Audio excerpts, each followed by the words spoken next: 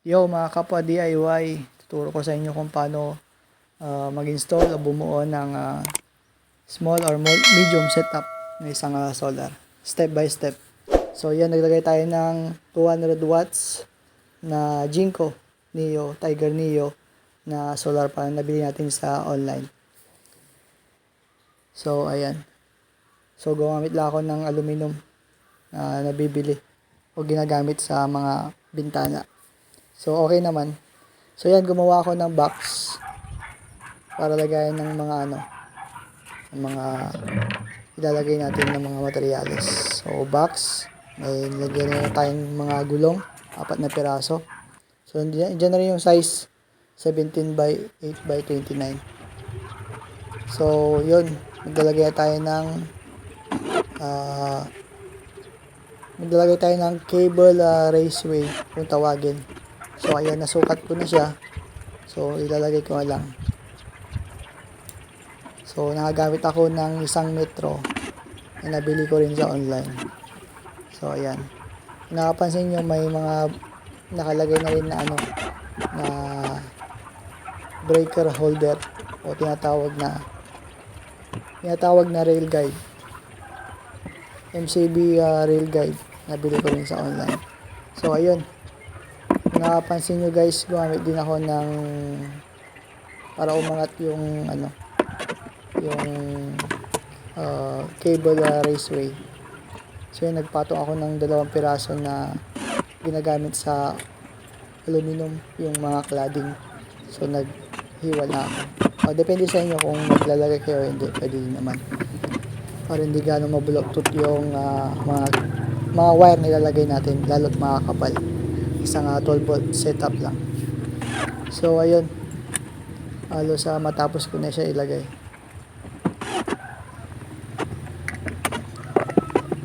So ayan, bali ang next na gagawin natin is maglalagay ako install ko na yung ating SCC or solar charge controller.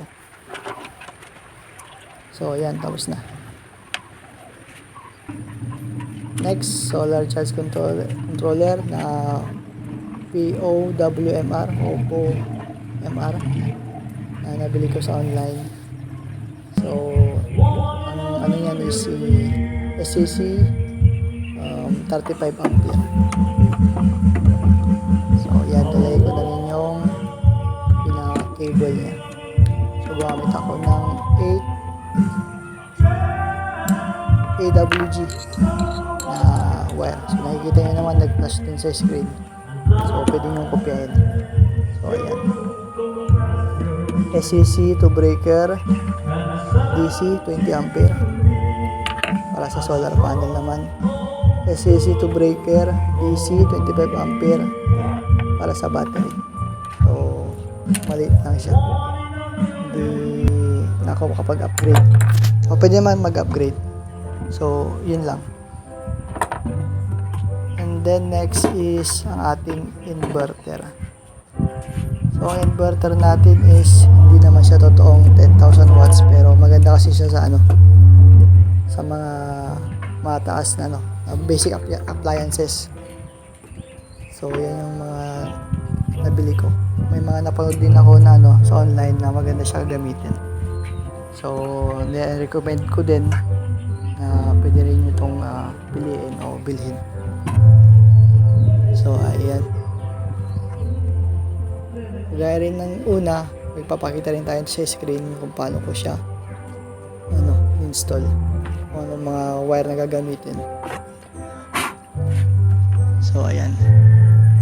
Nakaabang na rin yung screw. Papasok na lang. Tapos, higpitan ko na lang sa baba. Ayan. Mabigat siya. Magandang klase rin. Pero sa tingin ko nasa 2,000 watts lang yan. 1,000 watts na peak pure sine wave. Dalawa na rin yung blower niya guys. So maganda-ganda na rin siya. Kung gusto nyo dagdagan pa ng blower, pwede kayo mag-attach ng 12 volts na blower. Pero sa tingin ko sa setup na yan is okay na siya. Hindi na gaano malakas humugot. uminit yung ating inverter. So ayan, ilagay natin yung pinaka-screw. Ang wire natin is 6 AWG or 16mm squared. Ang breaker naman natin is 63 ampere from inverter to breaker, MCB breaker na 63 ampere DC o direct current. So yan, higpitan ko na lang.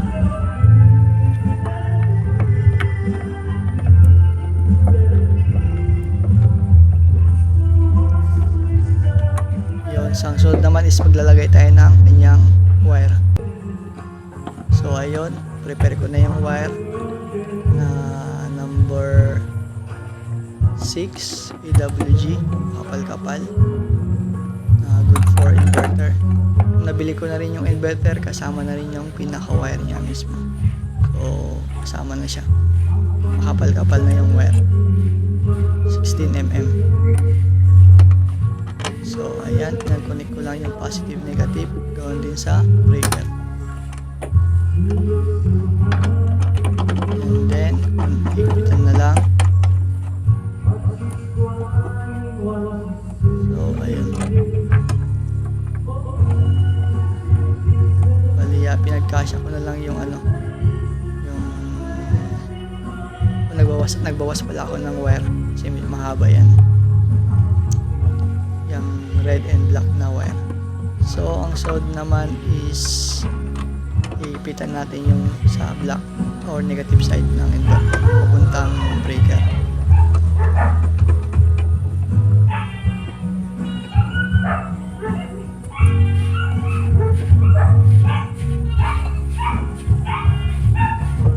Then ipitan ng maigi. Then susunod na ating gagawin is ang ating wire papuntang battery. So ang wire na ginamit natin is number 4. So napansin nyo kanina may naka-jumper na black papuntang kabilang breaker. So may kita mo yan sa video, nag-jumper na ako dyan para sa supply ng inverter natin. Gumamit din ako ng makapal-kapal na wire, galing din yan nagputulan ko sa ating inverter. Positive side gawin din sa kabila, and then negative side gawin din sa kabila. So ayan, sundin lang natin sundin yung ating yung guide natin. May polarity naman, positive side, negative side. So ayan,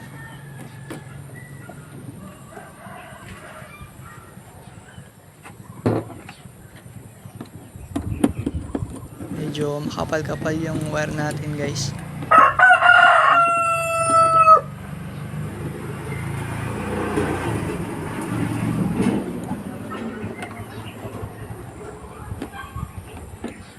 So yung breaker natin ulit is naka-jumper na dun sa kabilang breaker. So nakikita nyo sa picture, positive, negative, DC breaker 25 amp to 63 amp. So ayan, nakaabang na. So mamaya maglalagay tayo dyan ng additional wire para doon sa supply natin ng battery level monitor. So wag muna nating hihigpitan.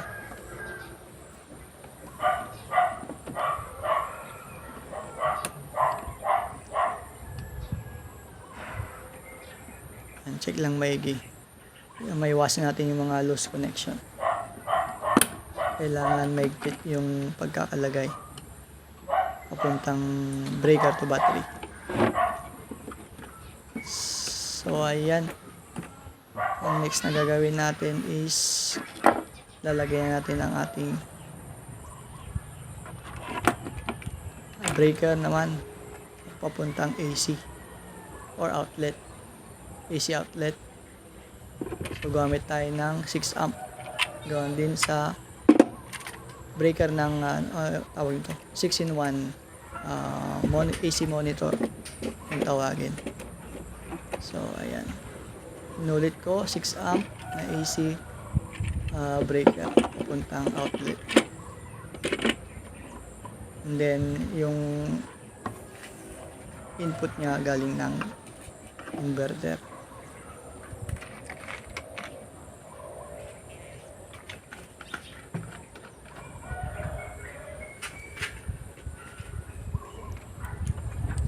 Tapos ang solid naman natin lalagay is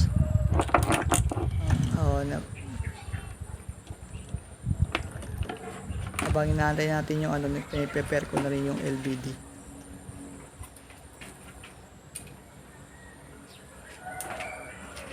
So ang susunod natin gagawin is maglalagay ngayon ng ating relay. So ayan, naka-prepare na ang aking heatsink. So nag-DIY lang ako ng aking heatsink galing sa computer. Tapos may mga angle na extra ako. Since gumagawa naman tayo ng mga bintanang aluminum. May mga aluminum tayo na So, bali yung nasa ilalim na heatsink is yung galing sa computer. Tapos gumawa lang ako ng pinagkapitan niya. So ayan, lalagyan tayo ng screw para may natin, safety natin.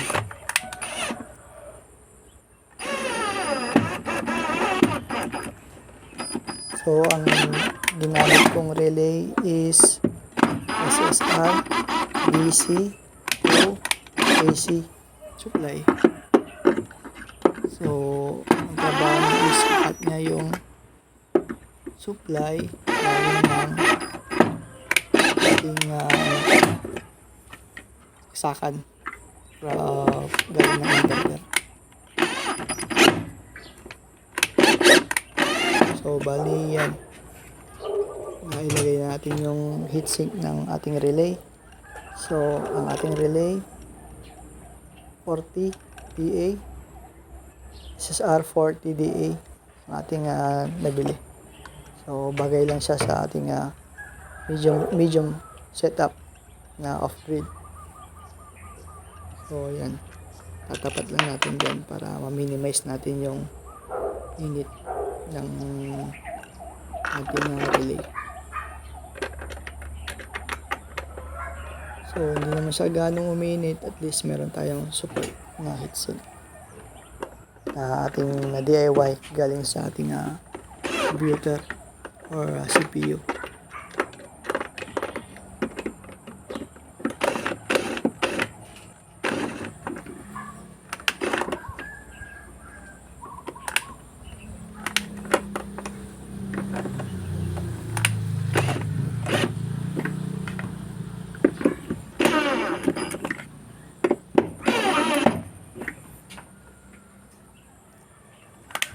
Ayan, may pit na.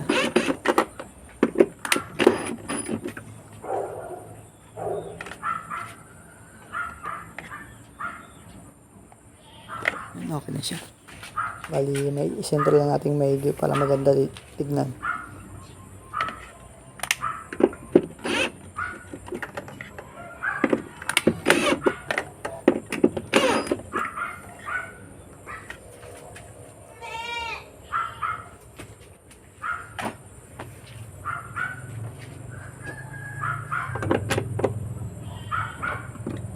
Yan, pina natin maigi para sigurado.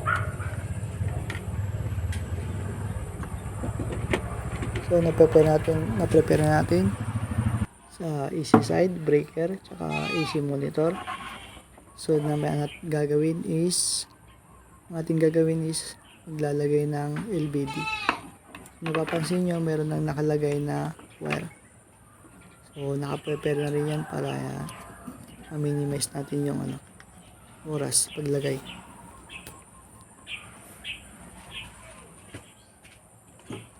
So, para sa wire, gumamit ako ng THHN number 14. So, okay na siya. Medyo makapal-kapal na rin. Ganda na rin siyang gamitin.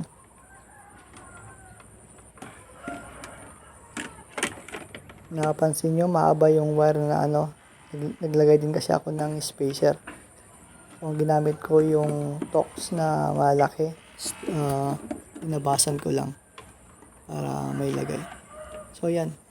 Diagram. Nakikita nyo kung paano ko siya in-install.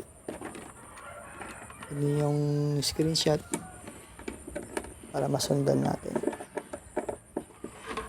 Low voltage or LVD papuntang SSR relay. Tapos yung supply naman galing sa breaker na 63 amps DC.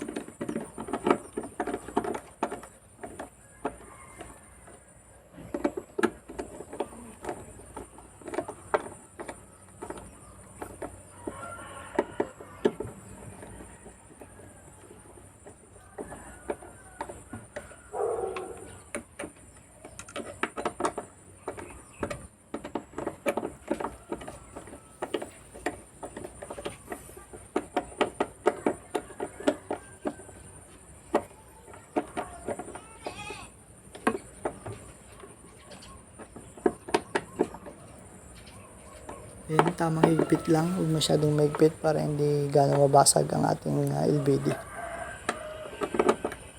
So, ang purpose ko, pag lagyan ko ng spacer sa ilalim na plastic para iwas na rin sa in case na magkaroon ng short circuit, iwasan. Baka may mga wire na o nagtanggalan na wire, may dikit dun sa ilalim during system working na. So, ayan, lalagay natin yung LVD out input papuntang ating relay. So, may mga polarity yan. Sundan lang, positive, negative. So, kagaya din sa picture.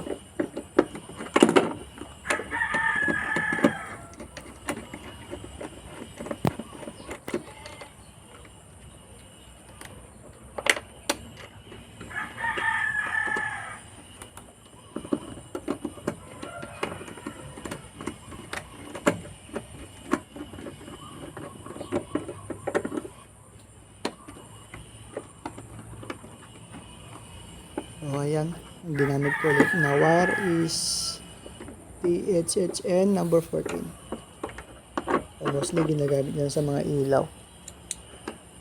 Since 12 volts lang din naman ang ating susupply. Pwede na yan. Magandang klase na yan.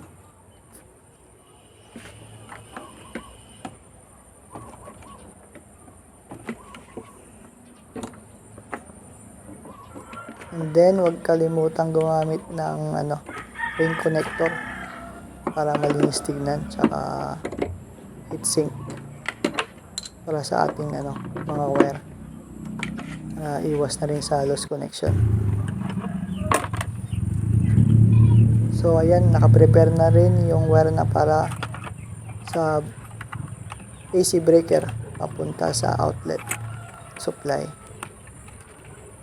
So, ayan. So, nakikita nyo sa ating screen. Hindi nyo yung screenshot. Sundan. So, gamit ako ng tugang outlet. So, since line to line naman tayo.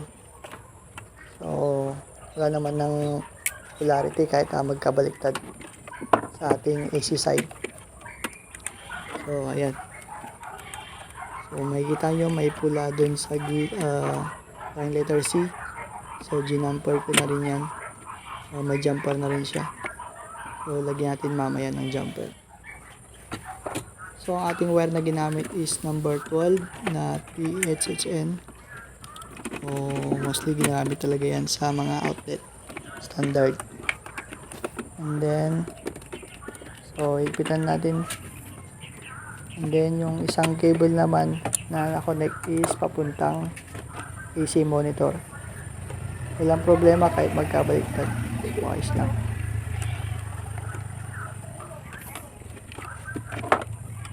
O, kung nalilito kayo, pwede nyo sundan. Basta wag lang mamaya magkabaliktad yung galing sa ating saksakan. Baka magkasunod magkaroon tayo ng short. So, tignan lang maigi sa ating tignan lang maigi yung ating ginawang diagram.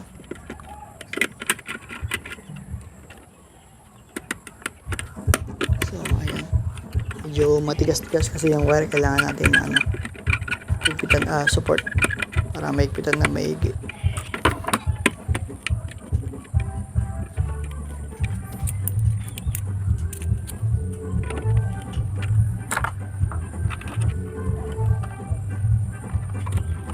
So, lalagay din naman natin yung sa kabilang side. So, sana nasundan natin. Pwede nyo balik-balikan yung ating ginawang tutorial. O, step by step. Bali, part 1 pa lang to. May part 2 tayo, medyo mahaba-haba kasi yung video natin. Hindi ko gaano pinorward ng mabilis para at least masundan natin, guys. So, ayan. May pasok na, higpitan na rin lang. Higpitan na rin. Tapos, lalagay na tayo ng punta sa AC monitor naman. So, nakikita nyo, gaya nung sa screen. So, pwede yung screenshot para masundan.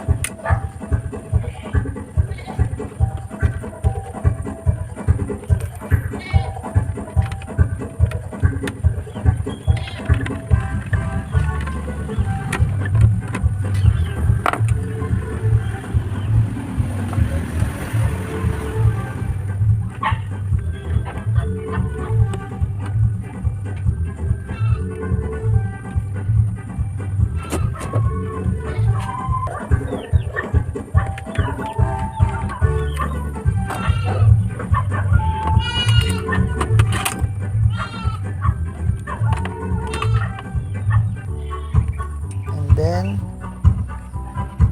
ang susunod natin gagawin is ilalagay ko na yung supply ng ating LPD. Kukuha ng supply sa ating breaker galing sa battery. So, itatap ko lang din siya sa may 63 amp DC breaker. So, connection din yan ng ating inverter. So, ayan. Nakikita nyo sa ating monitor.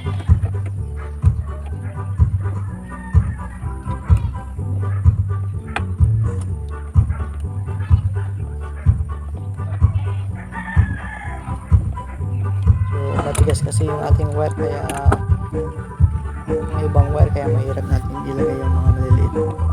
Hindi kasi malaki yung nakuha nating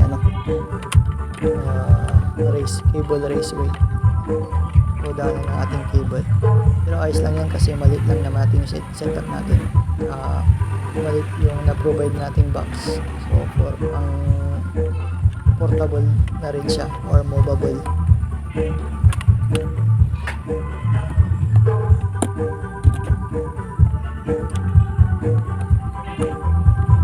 So ito muna yung ating magiging part 1, and then susundan natin ng part 2 agad. So maraming salamat sa ating kasubaybay. Sa mga may gustong tanong, pwede kayong mag-leave ng tanong sa ating comment section. And then kung may mga suggestion o recommendation, yan, maraming salamat.